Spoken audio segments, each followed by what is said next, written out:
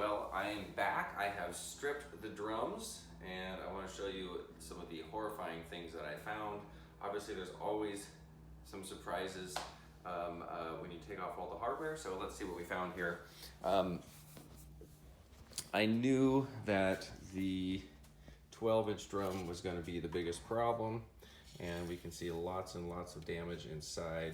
You can also see extensive damage on the bearing edge. That's one of the things that I have to solve here for sure.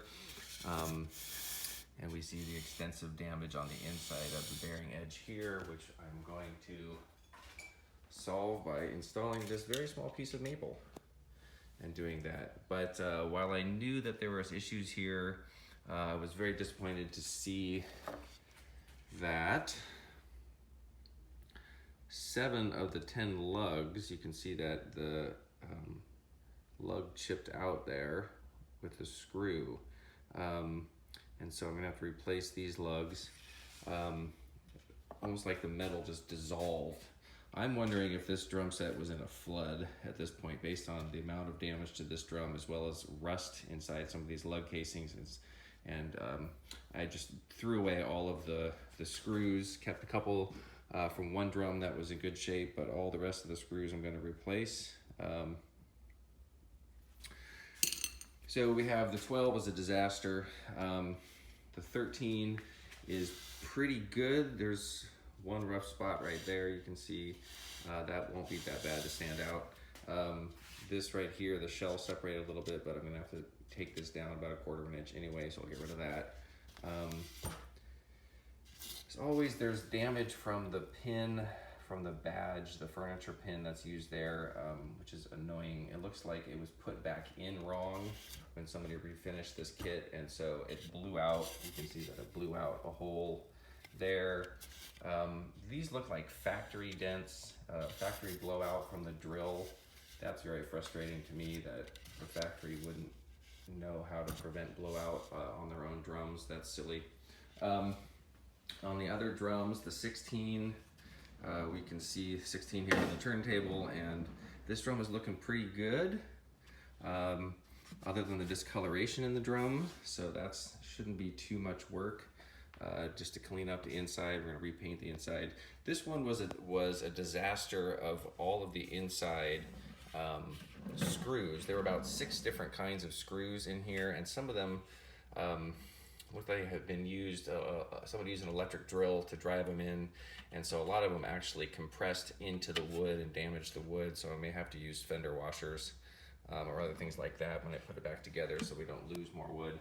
The 14, this was the one that was unfortunately painted by somebody. I took some time to try to remove the paint over the badge and did confirm my worst fears, which is that most of the badge had already actually been removed. You can see there's a little tiny bit of the original on the top still, and most of this is just the part of the sticker that came off or was left on the shell when, from the manufacturer's glue, and the whole top half, all of this is the paper has been removed and all that's left is the adhesive behind it. So that's gonna be a little bit of pain. You're gonna have to sand that off. Have this is covering the vent so that I can sand on the inside without getting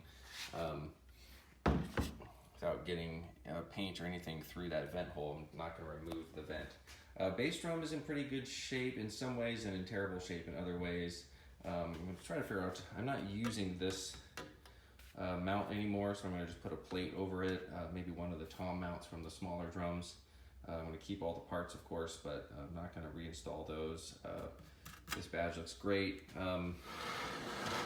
There's a lot of problems around the bass drum spurs, so I'm gonna have to clean those up, but that's all cosmetic and pretty easy to fix. And here was also a massive problem of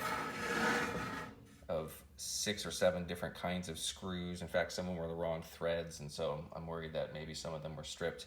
I did have one that was stripped, one lug. And then there was 2 modern lugs on it, which actually have different screw sizes. So current Gretsch lugs that were on the bottom, so that's interesting. What I have decided to do, just ordered this part. I didn't know this about the drum here, but if I can find it. There, it has the holes drilled for the Pratt, where are those holes? For the Pratt muffler, oh, here we go. Here's the 3 holes down here. And so we have these 3 holes that were designed, they were covered up by the drum head. I didn't even know that they were there. So I ordered a replacement one of those, so we should be good on that. Bearing edge is pretty good on this, just really mucked up. And so this one won't be so bad. I don't have to order too many parts for that. So always some surprises when you're dealing with vintage drums, just like a vintage car. If you open it up, you're not sure what you're gonna find. But I'm getting ready to go. Got the router table out, put a fresh coat of wax on that so that the drums will slide nice and good around that. Got all the other tables, got all the paint and sanding material that I need to set up my sanding table over there on that very flat Formica table. So here we go. All right, day 3 begins. We have the drums. You can see that I have sanded the inside of the drums. This drum had a successful glue on of the strip here that is going to solve all of the broken shell on that edge. With the 13, we did lots of sanding on the 14. So things are looking pretty good. Did some wood filler to solve problems. Although the big problem is back here on the bass drum. In the sanding, got a lot of musty, moldy smells off of it. So more evidence that this was actually in a flood or something at some point. So talked to my dad, who's a professional woodworker, and he suggested denatured alcohol, not bleach, to actually get out the mold. So I don't think there's actually any existing mold. I think I sanded out most of it, but it looks like there's just, you know, some of this brown or black stuff kind of down here, just kind of musty and icky. So today's project, we're gonna get all of the prep work finished on these shells. I'm gonna do a little router work to clean up the 12-inch drum, try to get this last molding out of here and do a top coat, a final sanding of the insides with all the places that I had to do wood filler. And then prep this for painting. Hoping to paint it today because it's sunny today, but won't be sunny for the next 3 days, and I need the dry time of a sunny day. So we'll see what happens.